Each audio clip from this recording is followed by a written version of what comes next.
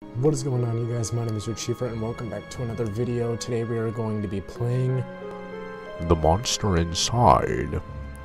I just saw it up on Steam, it looked really cool and it was free, so I'm like, you know what, why not? And as you can see, it's an audio-visual novella? It's Italian, don't you see? Anyways, we're just gonna jump right into it, so we're gonna have some fun. The Monster Inside by Random Seed Games. My head pounded, ears still ringing slightly. Some of the worst nightmares I'd had in years left me feeling like I'd been punched in the jaw. But just like any other day, I dragged myself to the office. And here we are at the office. There was another notice on the door from Mayor Vinetti's office. Permits out of date. They didn't like me much and were trying to drown me in paperwork. I really like the art style, how it's black and white and you can see kind of, I'm not sure if you can see my mouse or not, but there's little fabric-y looking things where it's gray on the outside. It was a slow month, weeks since I had any real case to work on. So I passed the time pacing the office, smoking and staring at the mirror in the corner, safely covered with an old bed sheet. Oh yeah, right there. I don't dare look at my own reflection. I'm too afraid of what I might see. Afraid someday I might have to face what I really am. This guy's got some demons. The girl came in so quiet I nearly choked on my own cigarette. Mister, please, you gotta help me, mister. Calm down now, sit and talk. So, yeah, what can I do to help you? You ever heard of knocking first? Gosh, I almost choked on my gosh darn cigarette. Calm down and sit and talk slow. Okay, thanks. It's just, no one will listen to me.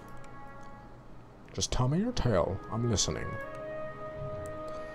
She eyed me with just a dash of suspicion as I tossed back a handful of pills and chased them with a swig of whiskey. They got some bad demons. I could tell this might take a while. Her name was Lily. Aw, it's a cute name. She told me she was his mistress. The man all over the newspaper. The infamous banker, Mr. Reginald Farnsworth. Ah, Farnsworth. Professor Farnsworth. Mr. Farnsworth was a drunk, philandering bastard, but this girl seemed genuinely concerned that he had recently gone missing. Oh, we gotta find the professor! Less concerned about the fact that Mr. Farnsworth's wife had just turned up dead in Central Park 2 nights ago. Oh, jeez. Maybe he has reached the same fate. Lily, you don't understand. He just couldn't have done it. He hated his wife, but he couldn't have killed her. Everyone thinks it was him, and no one believes me. He's gotta be in trouble. I ain't saying I believe you, but what makes you think he's in danger? Excuse me. Looks pretty simple to me. I got a top one. Well, mister, Jack. You can call me Jack. Alright, so my name is Jack. Jack. Whoever did that to his wife must have been the one who took him. He would have never left without me. He promised me. I'm sure Farnsworth... it's monologuing. I'm sure Mr. Farnsworth promised his poor girl a lot of things. Please, the cops won't listen to me and they want to bring him in on charges. You gotta prove it wasn't him before they find him. Honestly, I don't know. I doubt that... I can't speak today. Honestly, I doubt they are in much of a hurry. Farnsworth had practically the entire police force in his deep pockets, probably why they hadn't found much yet. She sells seashells down by the seashore. I apologize. If they found him and brought him in, it would be due to public pressure. Sometimes a mob with pitchforks is more dangerous than one man with money. You've got my curiosity, but you might not like what I find. I can help you. We'll get to the bottom of it. Don't you worry. Don't you worry now. Alright, let's go for the bottom one. Oh, thank you, Mr. Jack. Thank you. But please, be careful. I don't think this was just any murderer or kidnapper. I think it was a beast. Ooh. Beast. The word struck me funny. Like when you jar your elbow on a hard corner and you hit your funny bone. It hit me like a funny bone. Not a word many use these days, except in hushed whispers and bedtime stories for children. Oh, they were real enough, alright. They just got better at hiding, controlling their unseemly urges. But I hadn't seen any monsters in nearly 15 years, back when I was still a cop myself. Well, that's definitely an interesting theory. I can help you. We'll get to the bottom of it. Don't you worry now. No, we could say that one again. Leave the detective work to me. Let's not jump to conclusions here. Alright, let's do the bottom one. That seems the most simple. I just have a feeling about it. Something tells me you can get to the bottom of it. You're good at this sort of thing. Sure. Can't you see how busy I am with cases? As I pace back and forth and choke on my cigarette. I replied a little too harshly. Sarcasm wasn't my strong suit. I reassured her some more and sent her on her way. I didn't want to scare her, but I warned her before she left to keep her doors locked and call me if she saw anything suspicious.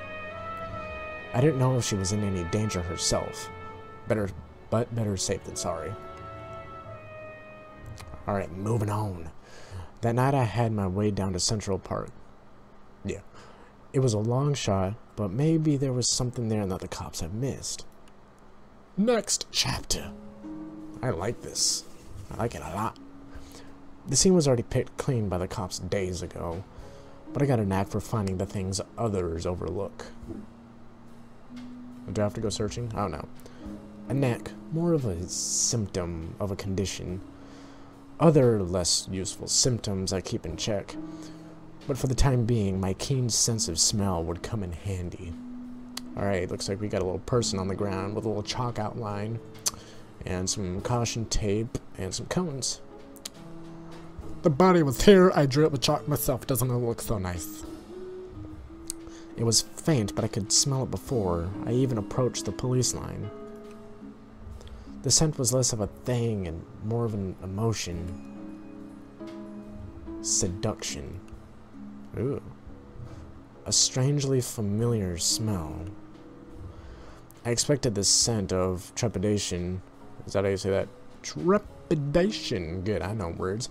Or maybe even outright fear.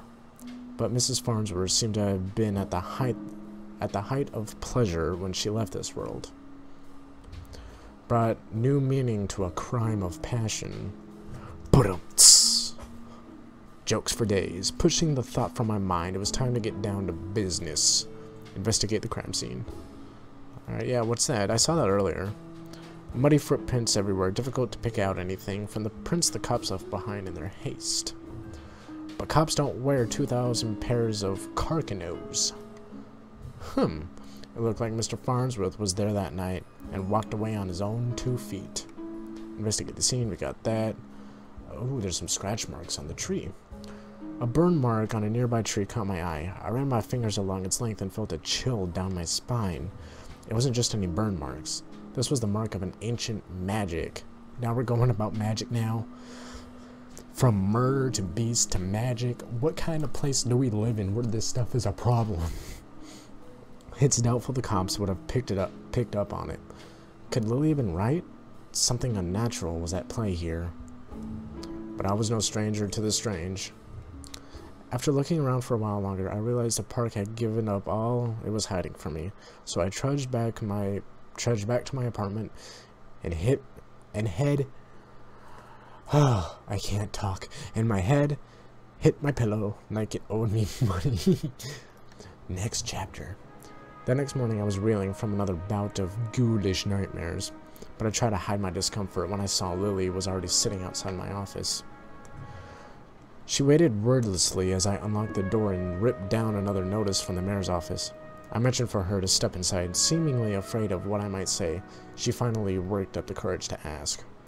Same old office, nothing new, cigarette in the ashtray. So, what did you find? And I apologize for my female voice.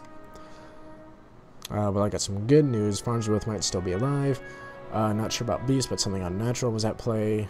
Might be right to worry about monsters. Found a spell's mark. Let's let her on easy first. Farnsworth might still be alive. I probably shouldn't have given her false hope like that. Well, great. But she seemed like she needed something to hold onto right then. She didn't need to know about the mark on the tree. How do you know that? Where is he? Found his footprint. Seems like he got out safely. There were signs he was at the scene and slipped away. There were signs he was at the scene and slipped away. That sounds better than found his footprint. Seems like he got out safely. Well, maybe what if he was in a rush or something? There were signs at the scene and slipped away. My tone was indifferent towards her as I turned and grabbed a bottle from my desk drawer. A dryness in my throat made it difficult to swallow my meds. But you don't know where he went? Do you think the news this morning is related? What news is that? Yeah, what news? Haven't you heard? Heard what? That the bird is the bird. Yeah, but maybe you should tell me what you know. Nope, rough night followed by rough morning. Yeah, let's get her to tell us. They found the police chief's wife dead down by the docks. Ooh. They say it happened last night. Oh jeez, let me guess. Chief Amato was missing too. My face might have betrayed a hint of satisfaction as she confirmed my suspicion, but it faded quickly. Amato was a shit cop and a shit chief. I'm a good chief. I spell it a little differently, but I believe I'm a good chief. He was half the reason I left the force, but now his wife was dead and I had more questions than I did the day before. The gears on my head started to spin, which wasn't helped by the splitting pain at my temples. I told Lily I needed time to work, and she left slightly dejected, wanting more answers than I could provide. That night, after the cops had cleared out of the docks, I would slip down to see what I could uncover concerning Mrs. Amato's untimely demise. Dun dun dun. Next chapter. Chapter 3. Oh, I haven't noticed. I'm getting, like, achievements for this. Okay, that's pretty cool. Yay. Trucking along, chiefs. The cold air smelled strongly of salt and oil and... Could it be the scent from before? The scent of seduction? Blah, blah, blah. That smell again. Like someone had bottled pure arousal and used it as a perfume. Oh my gosh. That's funny. It hit me like a long-forgotten memory, but the sensual fumes soon gave me a rush of adrenaline. I know exactly what the scent reminded me of, and that scared me more than not knowing. I looked down at my hands, shaking. The nightmares, the headaches. No, I was better now. Reformed. I'm a changed man. I had to focus, not jumping to conclusions. Follow the evidence. Investigate the scene. Sorry, my eye. The dock's broken. We got some chains here. Red Phoenix cigarettes. Same shitty brand I smoke every day. Everyone's got their vice. Investigate the scene. There's the marker. What? What do you see there? There. Just there. The smallest piece of purple fabric, torn and cut in the splinter of the board. Good eye. I don't even see it. The police report didn't say anything about Mrs. Amato wearing purple, and it was certainly of a quality that you wouldn't expect down here. Don't see too many high society types around flaunting around royal purple threads. I pulled out my own pack of reds and lit up. I could already feel another headache coming on, but looking out over the waves seemed to help me forget. The cold helped me push down the uncomfortable thoughts that had been bubbling to the top of my brain. Next chapter. Achievement unlocked. Complete chapter 4. Sweet. I honestly don't remember the walk back to the office. Apparently I spent the night in my easy chair. The air from the docks lingered on my clothes. Yeah, you know, I'm starting to have my own thoughts about this, but you know what, we're just gonna keep going. It was still dark out. No, I checked the clock. How long had I been out? Had I really slept through the entire next day? A newspaper was sitting under the door. As I stood to fetch it, I nearly fell over. A wave of nausea hit me like a ton of bricks. I steadied myself and regained my composure. Before I even picked up the paper, I could already read the headline. Breaking. Mayor missing, wife found dead. Now the mayor's involved. 2 cases is a coincidence. 3 is a pattern. The cops would come asking questions soon. They knew I had a history of, antagonizing. How did I not know that? Antagonizing all the victims. I stumbled to my desk and slammed back 3 days of work of inhibitor pills. Maybe I should chill out there for a second. I couldn't take any chances. I had to investigate the scene to be sure. I threw on my jacket and went to the door. Lily caught me off guard on the other side. Jack, where are you off to? I've been trying to reach you all day. I'm sorry.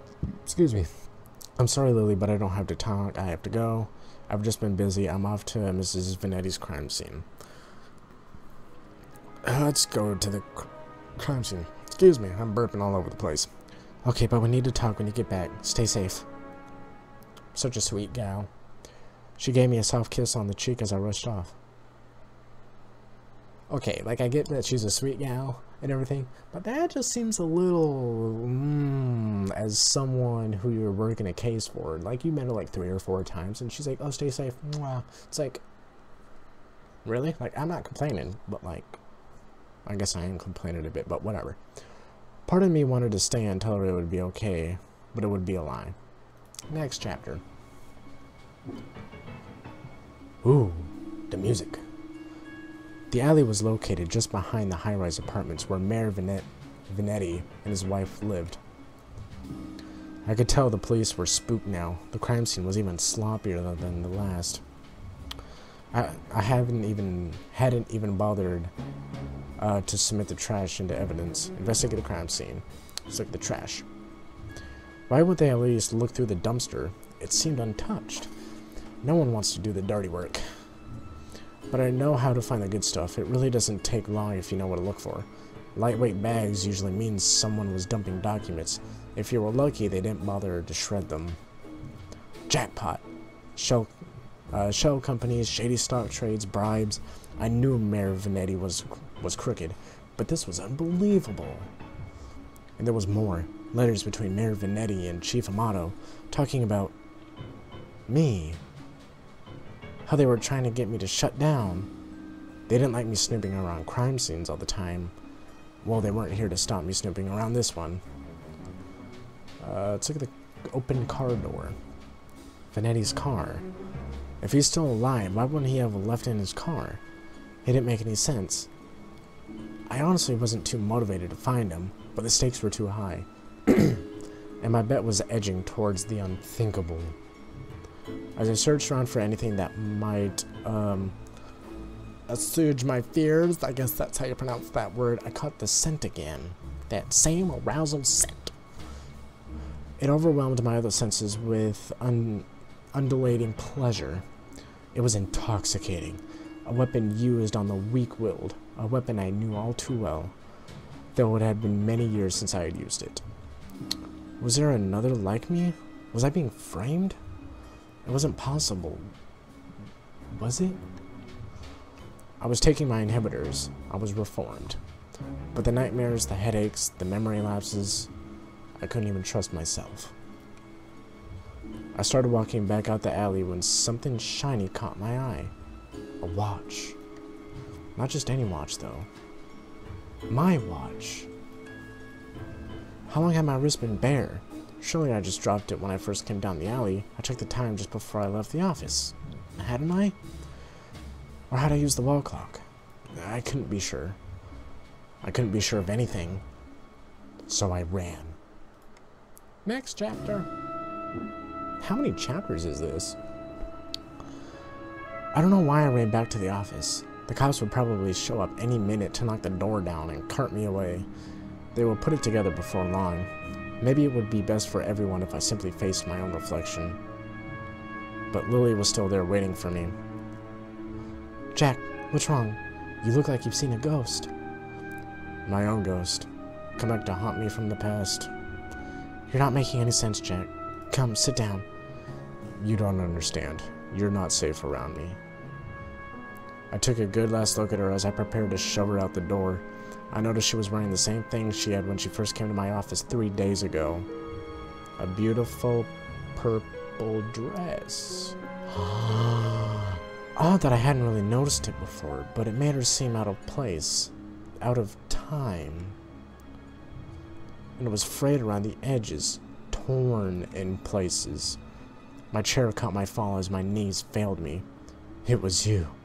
You are a monster. Oh, she's a succubus. Okay. Oh, Jack. We are one and the same, you and I. We are both monsters. This is my seductive succubus voice. I'm simply more honest with myself. There's no such thing as reformation. Those pills you take only make you dull.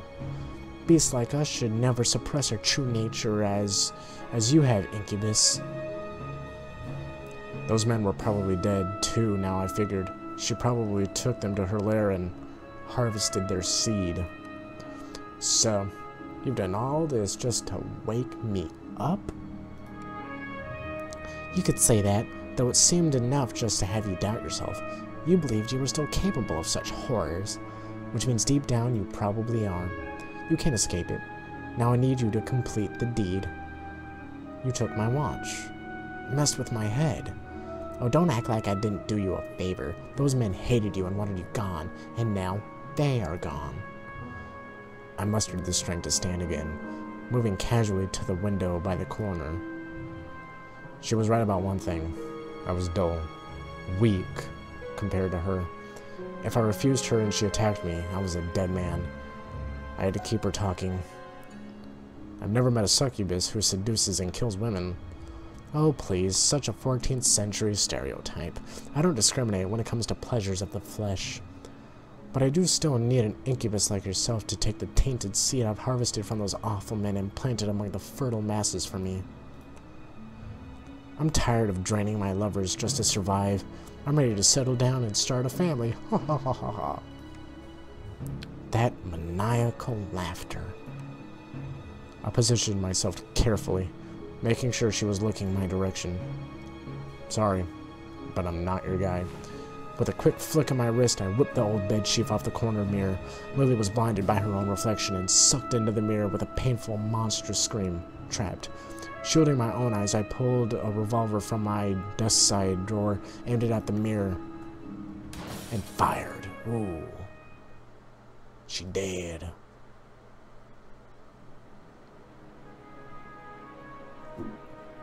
Story and programming by Tyler Owen, art by Doug Arbuck, and it's gone. Well, anyways, you guys, that was The Monster Inside.